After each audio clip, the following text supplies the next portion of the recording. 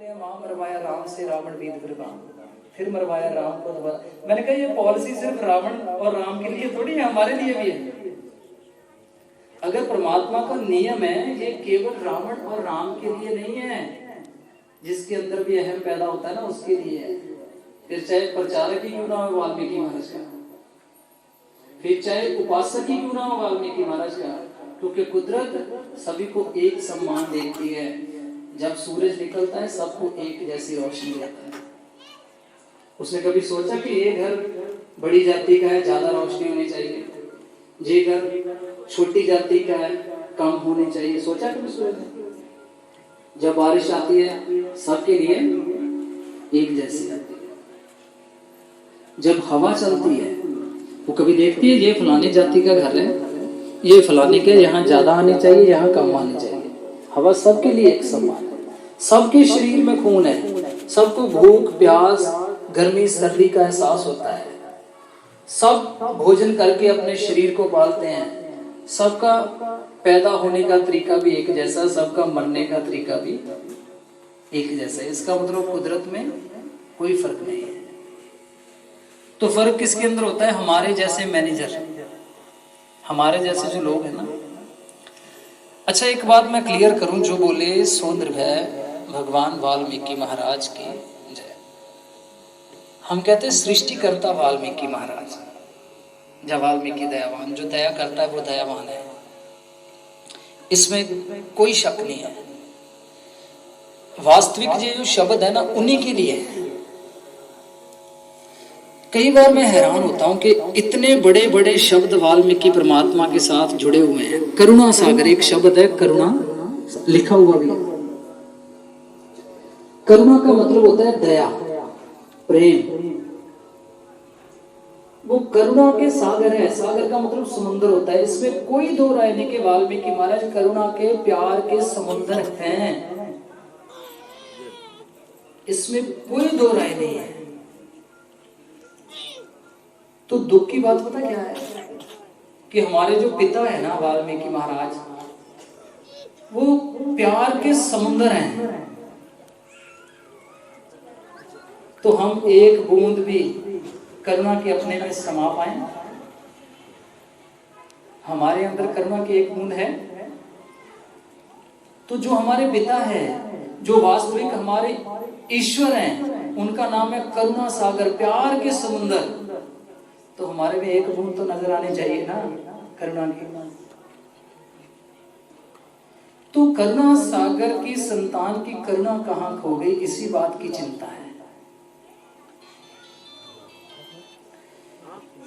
तो अगर वाल्मीकि परमात्मा सृष्टि करता है ना, तो सृष्टि में पूरी दुनिया आती है, पूरी कुदरत आती है, पशु पक्षी आते हैं, जानवर आते हैं, पहाड़ आते हैं, वृक्ष आते हैं, नदियां आते हैं, नाले आते हैं, झरने आते हैं, पेड़ आते हैं, पौधे आते हैं।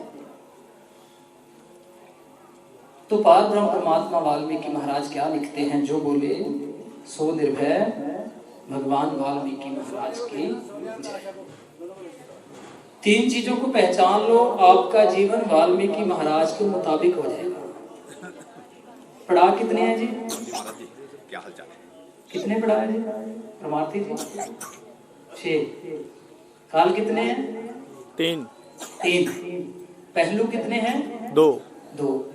अगर आपने इन तीनों चीजों को समझ लिया तो आपका जीवन वाल्मीकि में हो जाएगा। तीनों चीजों को बनाने वाला ही सृष्टि करता होता है। हमें एक पल का नहीं पता अपने जीवन के, पता है? नहीं पता ना।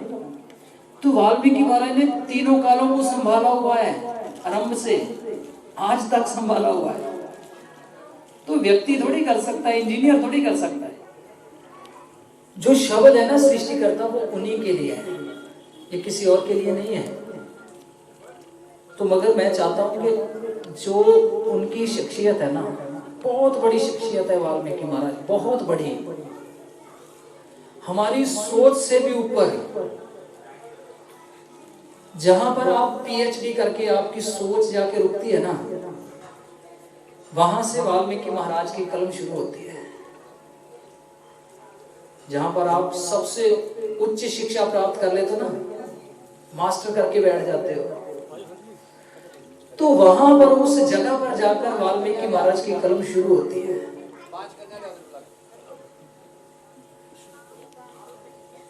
तो किसी ने पूछा परमात्मा से, आज मैं माता जी की हम बात कर रहे हैं कि माता जी के बारे में बात करना जरूरी है। सो इन 3 चीजों को पहचानना ही वाल्मीकि महाराज को पहचानना है।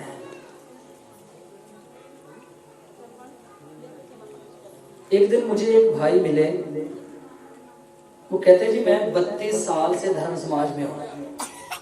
कितने साल से?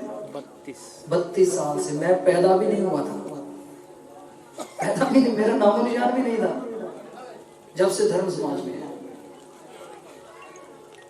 दुख हुआ उनसे बात करके कि 32 साल में 32 श्लोक भी याद नहीं है वाल्मीकि महाराज के। 32 साल हो गए धर्म समाज में, 32 श्लोक भी नहीं याद 32,000 में से। तो क्या किया 32 सालों में? कुछ नहीं किया, बस टिप्पा टिप्पणी की और कुछ नहीं किया। तो वाल्मीकि महाराज ना केवल वाल्मीकियों के नहीं है, अगर वो सृष्टि करता है तो वो पूरी दुनिया के हैं। हमारी कोई स्टैंप नहीं लगी उनके ऊपर कि वो हमारे ही हैं। अगर हमारे होते तो उनका सूरज सबको रोशनी क्यों देता भाई? हमें क्यों नहीं देता? अकेलों को देना मेरे। अगर वाल्मीकि महाराज अकेले हमारे हैं तो उनकी प्रॉपर्टी भी तो हमारी होनी चाहिए ना। तो वाल्मीकि महाराज का एक भी शब्द जो है ना, एक भी शब्द पक्षपात में नहीं है, एक शब्द भी नहीं है। मगर अफसोस के जो मेरे जैसे है ना, वो उनको पक्षपाती बना देते हैं अपनी छोटी सोच के मुताबिक। तो वाल्मीकि महाराज बहुत बड़ा दायरा उनका, बहुत बड़ा, इतना बड़ा दायरा, मेरे जैसे कितने खत्म हो जाएंगे, कितने हो चुके हैं, कितने हो जाएंगे, मगर उनकी वाणी जो ना वो खत्म नहीं हो सकती। अभी तक खोला ही कहां हमने उनकी वाणी को? नहीं खोला। अगर खोला होता तो समाज की दशा कुछ और होती है। तो वाल्मीकि महाराज जब अपने पावन ग्रंथों में लिखते हैं, 3 बातें हमने क्लियर कर ली जो मेन थी। तो बहुत अच्छा लगा कि आपने इतना अच्छा माहौल बना के बैठे हो, तो बोलने को भी दिल करता है। तो बहुत कुछ कोशिश करूंगा, बहुत ज्यादा कुछ बोल सकूं उनके बारे में, मगर इतना विद्वान नहीं हूं मैं, कुछ भी नहीं हूं।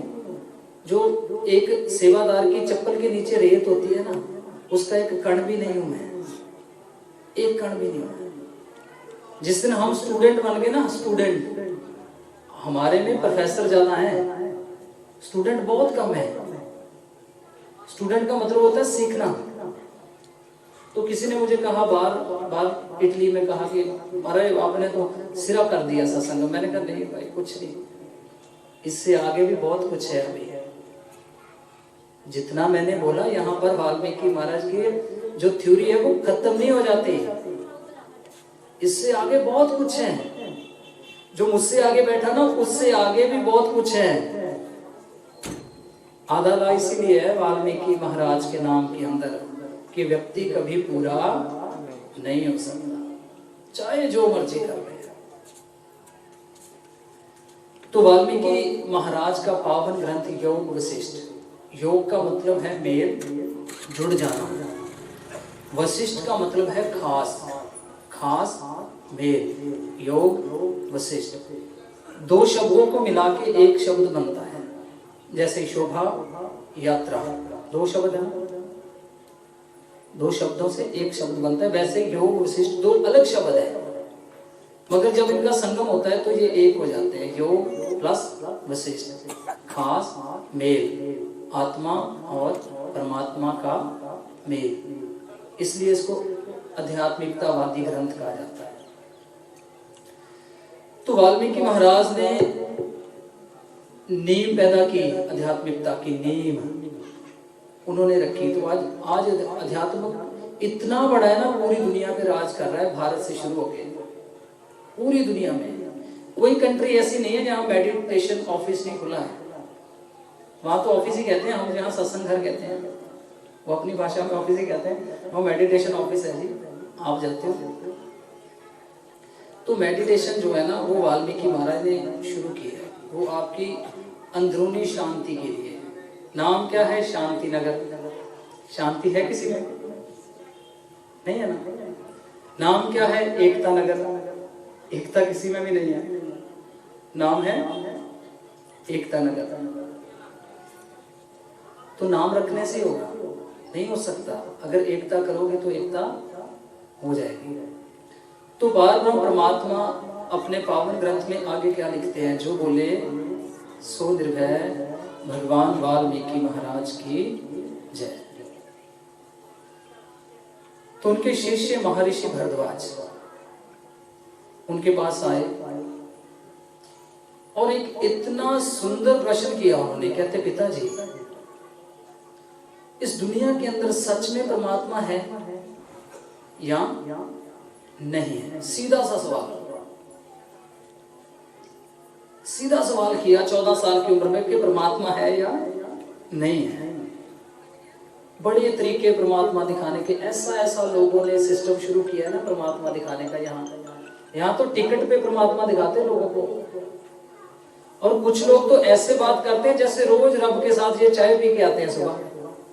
सुबह रब के साथ चाय पी के आते हैं, सुबह की बाद में लोगों को बताते रब ऐसे, रब ऐसे, रब ऐसे, रब ऐसे। नित्यनेम ने क्लियर कर दिया, तेरे दरबार में सब है सम्माना, शेर बकरी एक घाट पिला। उसको पढ़ने के बाद भी समझ नहीं आया कि ईश्वर कहाँ है। अच्छा, कई लोग रंगों में भी भेद करते हैं परमात्मा का। उन्होंने पढ़ लिया नित्यनेम के अंदर, फा फलदाता सर्व के प्रकट हुए सरोज, ऋषियन भेष में आपने पहने पत्तर भोज। असर नहीं हुआ इसका, पढ़ लिया, असर नहीं हुआ इसका। इसका तो शाब्दिक अर्थ है ना, उसके बारे में पता नहीं है। इसका मतलब फा फलदाता सर्व के, पूरी दुनिया को फल देने वाले परमात्मा। प्रकट हुए सरोज, सरोज कमल को कहते हैं कि आप कमल के पावन पवित्र पुष्प के ऊपर आप प्रकट हुए। ऋषियन भेष में आपने, आप ऋषि मुनियों के भेष में आए इस दुनिया के अंदर। पहने पत्तर भोज, तब कुर्ता पजामा नहीं था, तब कोट पैंट नहीं था, तब धोती चादरा नहीं था। तो उस समय आपने भोज पत्तर पहने थे। शब्द क्या कह रहा है? पहने पत्तर भोज। अच्छा, नित्यनेम को सुबह शाम पढ़ते हैं, लोगों को कहते शांति मिलती है, हो जाऊं त्रिगुणतीत, फिर मिट जाए आओ जाओ, यही कहते हैं ना। तो उसका असर क्यों नहीं हुआ हम जैसे पढ़ने वालों के ऊपर? जब नित्यनेम के अंदर क्लियर ही हो चुका कि कुदरत के अंदर जब वाल्मीकि महाराज भोज पत्तर पहने थे, तो आप रंगों के भीतर क्यों लड़ते हो? क्यों परमात्मा को अलग करके रखा है? अगर वाल्मीकि महाराज सृष्टि करता है तो पूरे रंग किसने बनाए जी? पूरे रंग जितने भी हैं किसने बनाए? उसने बनाए ना, वाल्मीकि महाराज ने बनाए। फिर अगर वाल्मीकि महाराज सृष्टि करता है तो अच्छाई किसने बनाई है? वाल्मीकि महाराज ने। तो बुराई किसने बनाई है? किसी और ने बनाई है? सृष्टिकर्ता ने बनाई है ना। तो प्रेम अगर वाल्मीकि महाराज ने बनाया, वो सृष्टि करता है, तो नफरत किसने बनाई है? इसका मतलब नफरत किसी और ने बनाई है।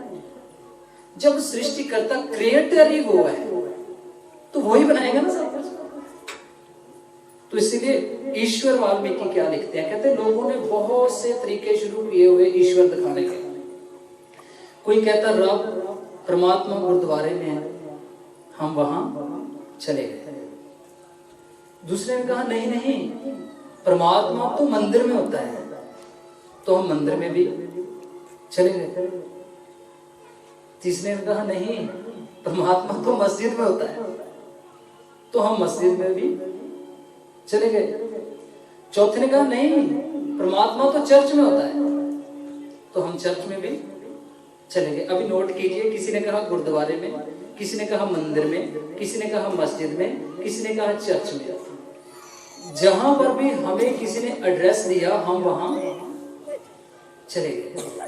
मिला हमें वहां पर भी नहीं, वहां पर भी नहीं मिला, क्योंकि वो यहाँ जहां पर है ना वहां देखने की कभी कोशिश ही नहीं की हमने। और ऐसी जिद है ना हमारे अंदर, ऐसी जिद है। हर बंदा कहता है, गुरुद्वारे कहते, गुरुद्वारे में जो है ना आस्था रखते हैं, मुझे किसी की आस्था से कोई दिक्कत नहीं है। आप अल्लाह, वाहिगुरु, गॉड, वाल्मीकि महाराज किसी को भी मानो, मानने का तभी फायदा जब यहां से गंदगी साफ होगी। जहां से गंदगी साफ होगी तो किसी को भी मानो, जहां ना मानो कोई फर्क नहीं पड़ता। दिमाग में प्रॉब्लम है, मन में प्रॉब्लम है, तो मान ही जाओ वाल्मीकि महाराज को। वाल्मीकि महाराज ने तो क्लियर ही कर दिया है, जो इंसान होकर इंसान से प्रेम नहीं करता वह परमात्मा को कभी प्राप्त नहीं कर सकता। उन्होंने ये तो नहीं कहा जो वाल्मीकि हो के वाल्मीकि से प्रेम नहीं करता, जो सिख हो के सिख से प्रेम नहीं करता, जो मुस्लिम हो के मुस्लिम से, इंसान होकर इंसान से प्रेम नहीं करता। इंसान की बात की है ना, तो ऐसे शब्दों से पता लग जाता है वाल्मीकि महाराज की अहमियत कितनी बड़ी है। तो हमने ना छोटा सा दायरा कर दिया उनका, छोटा सा, क्योंकि हमारी सोच छोटी है ना, इसलिए हमें लगता है वाल्मीकि महाराज उतने ही हैं जितनी हमारी सोच है। बस जी रामायण लिखी थी जी, सीता को रखा था जी, लव कुश को संभाला था जी, युद्ध हुआ था जी, अमृत दबा दिया था, इतना ही पता है ना, इसके अलावा तो कुछ पता ही नहीं। अरे ये सीढ़ियां तो बहुत पुरानी हो गई, ये घस चुकी है, खत्म हो गई है। इसके अलावा इतना कुछ है ना, 1.5 घंटे से कोई बोल रहा हूं, इसके अलावा ही है सब कुछ।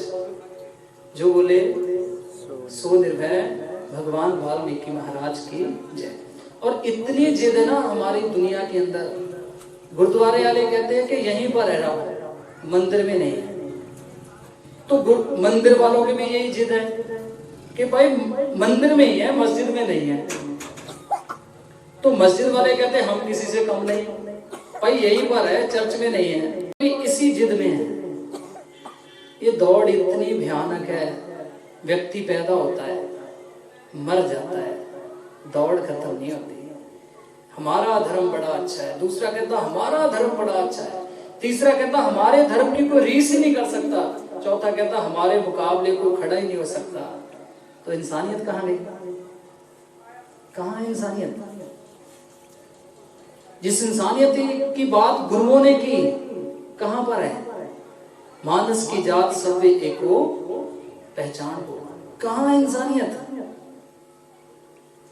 जिस इक्वालिटी की बात गुरु रविदास जी करते हैं, ऐसा चाहूं राज में जहां मिले सबन को, अन्न छोट बड़े सब सम बसे रविदास रहे प्रसन्न। कहां पर है इंसानियत? कहां है? अव्वल अल्लाह नूर पाया, कुदरत के सब बंदे, एक नूर से सब जग उपजे, कौन भले को किथे है सच्चाई? कहां पर इंसानियत है बताइए? कुरान शरीफ में भी लिखा है, जो बंदा अल्लाह के बंदों से प्रेम करता है, अल्लाह उस बंदे से प्रेम करता है। उसमें ये नहीं लिखा कि जो मुसलमान से प्रेम करता है, जो सिख से। अल्लाह का बंदा अल्लाह के बंदे से प्रेम करता है, वो तो सभी है, अकेले थोड़ी है।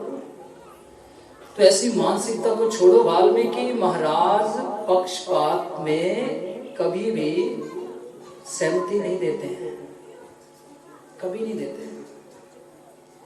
तो उन्होंने लव कुश को ना, बहुत सारे लोग कहते हैं लव कुश को ये शिक्षा सिखाई, वो शिक्षा, सबसे पहले प्यार की भाषा सिखाई उन्होंने।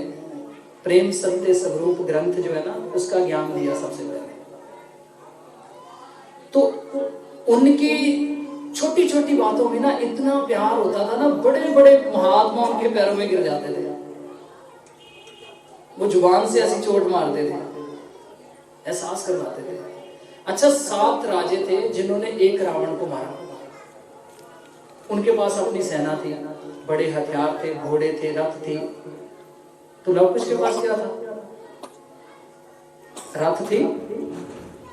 नहीं थी। घोड़े थे? नहीं थे। हथियार थे? नहीं थे। उनके पास प्रेम था जो वाल्मीकि महाराज से मिला था। अभी बाबा साहब का सीरियल चलता है NTV के ऊपर, इतना प्यारा बच्चा लिया ना उन्होंने, मैं मिलूंगा जरूर से थोड़ी देर में। तो वो जब बात करता है ना, बात क्या यहां से खींच लेता कुछ, इतनी नॉर्मल से, इतनी हल्की सी आवाज से उसकी आवाज निकलती है ना, बड़े बड़े वो सोचते रह जाते यार क्या कह दिया बाबा साहब ने। तो बाबा साहब की किसी फोटो के ऊपर पिस्तौल देखा, कृपान देखी, डंडा देखा कभी बाबा साहब के पास? तो बाबा साहब ने भी उसी हथियार का इस्तेमाल किया जो वाल्मीकि महाराज के पास है। तो जो कहते हैं ना, इतनी जिद में फंसे हमारे, हर बंदा कहता है जहां पर हम कहते हैं वहां पर रब है, जहां दूसरा कहता वहां नहीं है। यही जिद है ना भी, जिथे असी कहने उथे रब हैगा, जिथे दूजा कहता उथे नहीं है।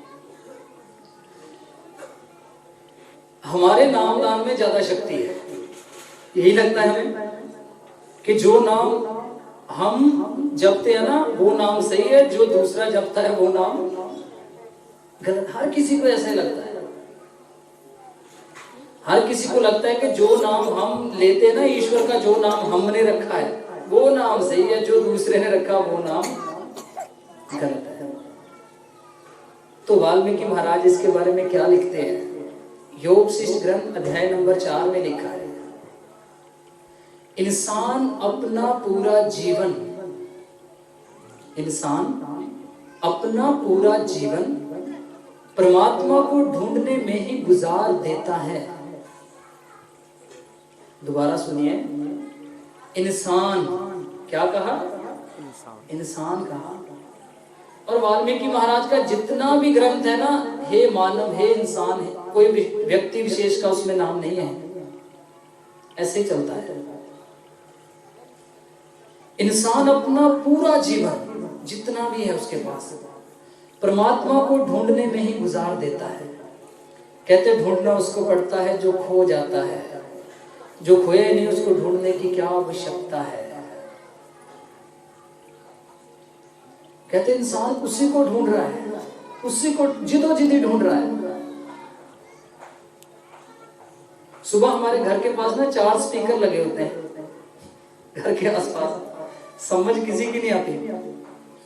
वो कहते हैं हमारे की आवाज ज्यादा होनी चाहिए, गुरुद्वारे वाले कहते हैं हमारे स्पीकर की ज्यादा आवाज होनी चाहिए, चर्च वाले कहते हैं हमारे की ज्यादा होनी चाहिए, वाल्मीकि महाराज के ब्रह्मालय वाले कहते हैं हमारे की ज्यादा होनी चाहिए, मस्जिद वाले कहते हैं जी हमने अंदर कोई पैसा नहीं लगाना, सारा पैसा स्पीकरों पे लगा देना। जिद्दी है ये जिद्दी है। तो इतना समझाया ग्रंथों ने, महापुरुषों ने, संतों ने, मगर जिद फिर भी नहीं छोड़ी नहीं। अगर आपने ईश्वर को उसका सिमरन करना है तो वो अपने कमरे में भी कर सकते हो, आपके बेड के ऊपर बैठ के भी कर सकते हो, आप सोफे के ऊपर बैठ के भी कर सकते हो। ईश्वर जहां पर ज्योत जलती है केवल यही यहां पर ही नहीं है। ईश्वर जो हमारे घर में मंदिर होता है ना उसमें तो है, तो जो हमारे घर में बाथरूम होता है उसमें नहीं है या नहीं है? उसमें भी है ना। जिस जगह पर फूलों की फुलवाड़ी होती है हमें लगता है यहां पर ईश्वर है, तो जहां पर गंदगी का ढेर होता है वहां पर नहीं, वहां पर भी है ना। अगर ईश्वर गुरुद्वारे में है, मंदिर में है, मस्जिद में है, चर्च में है, तो खेतों में नहीं है। जाओ तो उसको सर्वव्यापक कहना बंद कर दो। अगर वो सर्वव्यापक है ना तो वो अच्छे लोगों में भी है और बुरे लोगों में भी है, गंदगी में भी है और सुंदरता में भी है, सफाई में भी है, मंदिर में भी है और बाथरूम में भी। अच्छा, जब आप अपने बाथरूम में जाते हो तो रब बाहर खड़ा हो जाता है, भाई अंदर जाओ जल्दी, प्रेशर ज्यादा जोर से छोड़ के ना, फिर बाहर निकलो, हाथ धो के टॉल से मैं दोबारा तेरे अंदर बढ़ूंगा, ऐसे रब कहता है। और एक थोड़े दिन पहले एक कमली मारी एक प्रचारक ने, आप तुसी हुणे देखिया, एक प्रचारक है, कोई संत है, संत नहीं कह सकता, कंस है। उसने क्या कहा कि जब देखो कुदरत ने स्त्री और पुरुष को किसने बनाया? कुदरत ने बनाया ना। इसके अंदर जो थोड़ा सा वितकरा है, थोड़ा सा चेंज है दोनों की बॉडी के अंदर, वो किसने बनाया? कुदरत ने बनाया ना। जो दुख पुरुष को है वो दुख स्त्री को नहीं है। और जो स्त्री के शरीर की जो बॉडी है ना, उसका शरीर है, उसकी एक सेटिंग की है ना परमात्मा ने अपने तरीके से, कुदरत चलाती है उसको। 1 महीने के 4 या 5 दिन वो कुदरत का कोई नियम है, उसका सामना करना पड़ता है स्त्री को। तो कहते हैं जी तब उसको ना नाम नहीं जपना चाहिए, पाठ नहीं करना चाहिए। उस वक्त ईश्वर उसके अंदर नहीं होता, उसके मन में नहीं होता उस वक्त ईश्वर। अब कल परसों की बात है, एक संत ने कहा यहाँ पर अंटीना है उसके ऐसे सिर के ऊपर, अंटीना समझते हो, बुद्धि ऐसे है। वो कहता अगर औरत जो है ना 5 दिन जो फिजिकली प्रॉब्लम के कारण उसमें जो वो भोजन बनाएगी तो वो कुत्ते की जून में जाएगी। कितना गिरा हुआ स्टेटमेंट है, कितनी छोटी सोच है ना। तो उस वक्त भी ईश्वर आपके मन में होता है, ईश्वर हमेशा आपके साथ है। अच्छा, जब हम धर्मों में बांटते हैं ईश्वर को, हिंदू मुस्लिम सिख ईसाई, 4 लोगों को खड़े करो, धूप किसको नहीं लगेगी? सबको लगेगी। अगर गर्मी होगी तो सबको एक जैसी लगेगी ना। ऐसा तो नहीं है कि गर्मी का मौसम है धर्म बदलो भाई ठंड लगने लग जाएगी, ऐसा होता है नहीं होता। हम धर्म बदलते हैं, सोच नहीं बदलते हैं। तो जिंदगी कैसे बदलती है? सोच बदलने से बदलती है। तो ये जितने भी लोग हैं ना, कोई कहता रब गुरुद्वारे में है, कोई कहता मंदिर में है, कोई कहता मस्जिद में है। परमात्मा ने इसके बारे में लिख दिया कि इंसान पूरा जीवन परमात्मा को ढूंढने में गुजार देता है। ढूंढना उसको पड़ता है, जो खो जाता है, जो खोया नहीं उसको ढूंढने की क्या जरूरत है। कहते हैं आप ढूंढते किसको? जो खोया ही नहीं है उसको ढूंढते हो। अब मनाते किसको? जो कभी रूठता ही नहीं है उसको मना रहे हो। अच्छा, आप खिलाते किसको? जिसको कभी भूख ही नहीं लगती, और जिसको लगती है उसको कभी पूछते ही नहीं। ढूंढा किसको? जो खोया ही नहीं है। मनाया किसको? जो रूठा ही नहीं है। खिलाया किसको? जिसको भूख ही नहीं लगती, और जिसको लगती है उसको कभी पूछा ही नहीं है। वाल्मीकि परमात्मा लिखते हैं ढूंढना उसको पड़ता है जो खो जाता है। जो खोया नहीं उसको ढूंढने की क्या आवश्यकता है, क्या जरूरत है, क्यों ढूंढ रहे हो? और वाल्मीकि परमात्मा ने एक जगह भी ऐसा नहीं लिखा कि आप लोग मेरी पूजा करो, कहीं नहीं लिखा। ये तो हम जैसे लोगों ने नियम बना दिए। वाल्मीकि महाराज ने नहीं लिखा कहीं भी, और एक जगह भी उन्होंने नहीं लिखा कि मेरे ग्रंथ को आपने पूजना है। तो फिर एबीसी की जो किताब है उसको भी मंदिर में रखा करो, उससे तो आपकी जिंदगी सुधरी है ना। आपने भाषा सीखी, उससे आपने एबीसी अंग्रेजी सीखी, तो फिर पंजाबी वाला जो कहता है उसको भी मंदिर में रखो। इसको एजुकेशन में लेके जाओ ना, वाल्मीकि महाराज के ज्ञान को। जब ये जमात में आएंगे ना, हम लोग अभी जात में है, जमात में नहीं आए। जमात का मतलब होता है सीखना। तो वाल्मीकि महाराज इतना कुछ देते हैं ना आपको, बस लेने वाला चाहिए। जो बोले सो निर्भय भगवान वाल्मीकि महाराज की जय। ढूंढना उसको पड़ता है जो खो जाता है। तो भरद्वाज जी ने एक प्रश्न पूछ लिया। क्या कहा भरद्वाज जी ने परमात्मा वाल्मीकि जी से कि परमात्मा है या नहीं है, बताइए। अगर है तो कहां पर है? अगर वास्तविक जीवन में है तो दर्शन कैसे करें? कितने सारे प्रश्न रख दिए वाल्मीकि महाराज के आगे। तो वाल्मीकि महाराज ने एक श्लोक उच्चारण किया। एक पंजाबी विच कहावत है, परमात्मा साडे कोल वख ने, साडी देखण वाली अख ने, क्योंकि इन्नी साडे कोल मत ने, इन्नी समझ नहीं आई। ਉਹਨੂੰ ਲੱਭੀ जाने, ਜਦੋਂ ਜਿਹਦੀ ਲੱਭੀ जाने, ਉਹ ਲੱਭਦੇ ਵੀ ਉਹਨੂੰ ਜਿਹੜਾ ਗਵਾਚੇ ही नहीं हैगा। दसो, तो परमात्मा वाल्मीकि जी ने लिखा यहाँ पर, इसी बात के, ये बात बाद में कही किसी महापुरुष ने, परमात्मा साडे कोल वख नहीं, उनकी बात के ऊपर बात है ये। तो पहले वाल्मीकि महाराज क्या लिखते हैं, मातृदेवो भव, पितृदेवो भव, देव देवो भव। पावन योग शिष्ट ग्रंथ अध्याय नंबर 5 का ये श्लोक है। कहते आपके जीवन में है, आपके साथ है, मगर आप उसको देखना नहीं चाहते, क्योंकि जो गंगा के तट पे रहते हैं वो उसमें नहाते नहीं हैं। जो गंगा के किनारे में रहते हैं ना, वो नहीं नहाते उसमें। करदा जोगी जोगना, बाबा जोगी सिद्ध। जिसे देखा उसे बुरा कहा, जिसे नहीं देखा उसे खुदा कहा।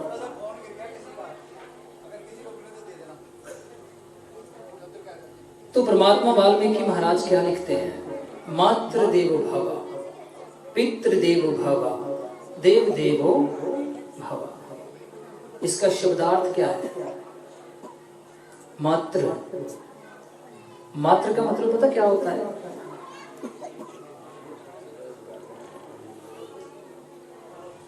बेनती है जी, मोबाइल छोटा जिहा गिर गया किसी का, अगर किसी को भी मिलता तो वापस दे दियो, क्योंकि तुसी कहावत सुनी है ना, बिल्ली मारीए तो सोने की चढ़ाने पैंदी है। सुनिया ना, जे सत्संग च मोबाइल चक्कांगे तो की होगा। जो बोले सो निर्भय भगवान वाल्मीकि महाराज की। जेड़ा वापस दूंगा ना, तो वाल्मीकि महाराज ने एंड्रॉइड फोन दे देना, शायद ट्रिपल कैमरे वाला दे देना, जेड़ा वापस दूंगा। तो जेड़ा नहीं दूंगा तो ओदा छैया छैया भी जांदा लगना। जो बोले सो निर्भय भगवान वाल्मीकि महाराज की जय।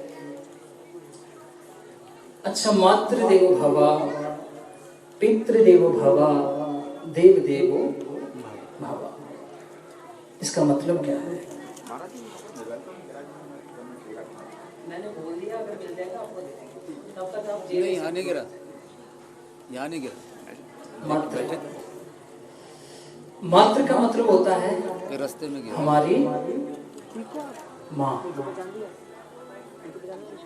कौन सी माँ, जिसने हमें जन्म दिया। उस माँ की बात करते वाल्मीकि महाराज।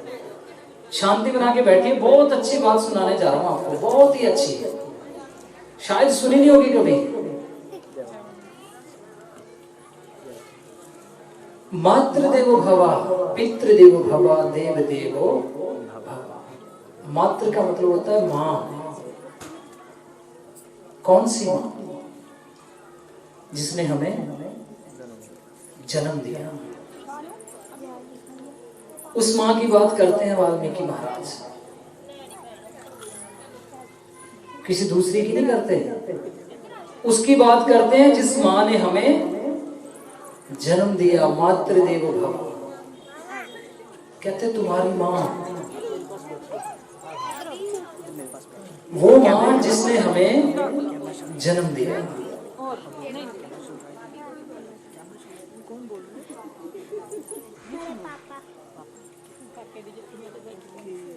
कहते जो माँ है ना आपकी, माँ एक बहुत छोटा सा शब्द है, बहुत छोटा। अगर बोले तो 1 सेकंड भी नहीं लगता इसको बोलने में, 1 सेकंड भी नहीं लगता, 1 सेकंड से पहले हो जाता है माँ। अगर समझे तो 1 मिनट लगता है। अगर इसका मतलब जानना हो ना, 1 मिनट लगेगा कि माँ का मतलब क्या है। मगर अगर जानना चाहोगे ना, जानना चाहोगे इसके बारे में, तो आपकी जिंदगी कम पड़ जाएगी। जितनी भी जिंदगी है ना, 20, 30, 50, 60 साल की, तो ये कम लगेगी आपको। इसका मतलब नहीं जान पाओगे कि ये है क्या माँ। माँ ऐसा शब्द है जब भी कभी आप बहुत बड़ी मुसीबत में होते हो, बहुत बड़ी, तो क्या निकलता है मुंह से? माँ निकलता है।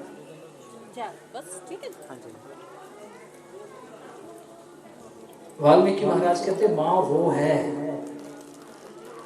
जिसने तुम्हें जन्म देने की खातिर अपनी सुंदरता तक को त्याग दिया। अपनी सुंदरता भी त्याग दी उसने आपको जन्म देने के लिए।